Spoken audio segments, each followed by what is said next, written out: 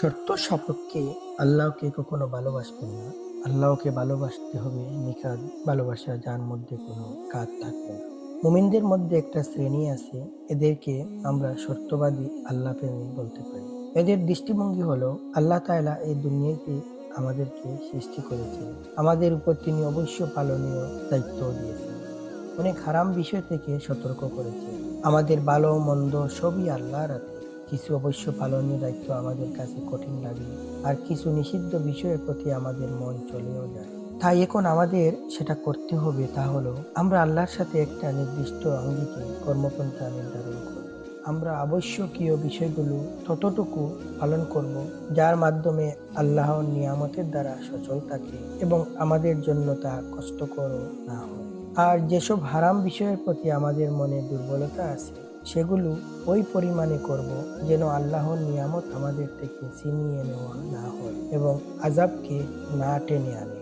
এই ধরনের দৃষ্টিভঙ্গি লালনকারী মানুষজন আমাদের সমাজে অনেক আছে, যদিও সবাই তা মুখে বলে না, কিন্তু তাদের অবস্থা ও দৃষ্টিভঙ্গি প্রকাশ করে দেয়। আপনারা যারা এই কথাগুলো শুনছেন, হয়তো আপনাদের মধ্যেও এমন দৃষ্টিভঙ্গি লুকিয়ে থাকতে পারে। আপনিও হয়তো এই দলেরই একজন। অনেক সময় এমন হয়, আমরা মনের ভিতর এমন এমন বিষয় লুকিয়ে রাখি, যা প্রকাশ্যে ব্যক্ত করলে শুনতে খারাপ লাগবে, অথচ তিক্ত সত্য হলো সেগুলো আমাদের রন্ধ্রে রন্ধ্রে বিদ্যমান। যদি আমরা নিজেদের অবস্থা গভীরভাবে লক্ষ্য করি এবং নিজেদের ভিতরটা যাচাই করে দেখি, তাহলেই টের পাবো কার মনের মধ্যে কি আছে এবং কতটুকু আছে। যারা শর্ত দিয়ে আল্লাহ প্রেমী হতে চায়, আল্লাহকে পরখ করে দেখার তারা অপচেষ্টা চালায়। তারা এমনভাবে কর্মপন্থা নির্ধারণ করতে চায় যেন নিজেদের মনের খায়েশাতকেও পূরণ করতে পারে, আবার আল্লাহর দেওয়া দুনিয়াদাবি নিয়ামতগুলোও পেতে পারে। এই শ্রেণীর লোকজন আল্লাহর অবাধ্যতা ও পাপ কাজ করার পর পরিস্থিতি পর্যবেক্ষণ করতে থাকে।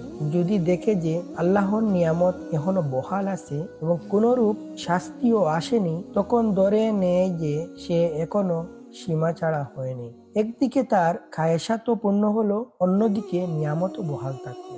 আল্লাহু আকবার। আর আল্লাহর অবাধ্যতা করার পর যদি দেখে যে নিয়ামতগুলো একে একে তার থেকে বিদায় নিচ্ছে, অথবা কঠিন কোনো শাস্তি তার উপর আপতিত হয়েছে, তখন সে এই সিদ্ধান্ত উপনীত হয় যে এবার বোধ হয় সে সীমা ছাড়িয়ে গেছে। তখন এর থেকে মুক্তি পাওয়ার জন্য রুনাজারি শুরু করে, ইবাদত বাড়িয়ে দেয় এবং বুজুর্গের ভাব ধারণ করে। আসলে এমন পরিবর্তনের পিছনে মূল কারণ হলো হাত ছাড়া হওয়া নিয়ামতকে ফিরিয়ে আনা এবং আপতিত শাস্তিকে দূরীভূত করা। আল্লাহ এই ধরনের লোকদের জানেন, সমাজে বিদ্যমান আছে, থাকবে সবসময়। কিন্তু আল্লাহ পবিত্র কোরআনে বলেন, وَإِذَا مَسَّ الْإِنسَانَ الضُّرُّ دَعَانَا لِجَنبِهِ أَوْ قَاعِدًا أَوْ قَائِمًا فَلَمَّا كَشَفْنَا عَنْهُ ضُرَّهُ مَرَّ كَأَن لَّمْ يَدْعُنَا إِلَى ضُرٍّ مَّسَّهُ كَذَلِكَ زُيِّنَ لِلْمُسْرِفِينَ مَا كَانُوا يَعْمَلُونَ। আর যখন মানুষ কষ্টের সম্মুখীন হয়, শুয়ে বসে দাঁড়িয়ে আমাকে ডাকতে থাকে। তারপর আমি যখন তা থেকে মুক্ত করে দেই, সে কষ্ট যখন চলে যায়, তখন মনে হয় কখনো কোনো কষ্টের সম্মুখীন হয়ে যেন আমাকে ডাকেইনি। এমনি ভাবে মনোপুত হয়েছে নির্ভয় লোকদের যা তারা করেছে। তা থেকে বোঝা গেল আমরা নিয়ামত ফিরে পেতে শুয়ে বসে দাঁড়িয়েও আল্লাহকে ডাকি এবং পরক্ষণে আবার তা ভুলে যাই। অন্যত্র আল্লাহ তাআলা আরো বলেন, وَإِذَا أَنْعَمْنَا عَلَى الْإِنسَانِ أَعْرَضَ وَنَأَىٰ بِجَانِبِهِ وَإِذَا مَسَّهُ الشَّرُّ فَذُو دُعَاءٍ عَرِيضٍ। আমি যখন মানুষের প্রতি অনুগ্রহ করি, তখন সে মুখ ফিরিয়ে নেয় এবং পার্শ্ব পরিবর্তন করে, আর যখন তাকে অনিষ্ট স্পর্শ করে, তখন সুদীর্ঘ দোয়া করতে থাকে। আসলে ব্যাপারটা হলো, শর্তবাদী আল্লাহ প্রেমী ব্যক্তি মনে করে যে সে নিয়ামত পাওয়ার হকদার ও যোগ্য।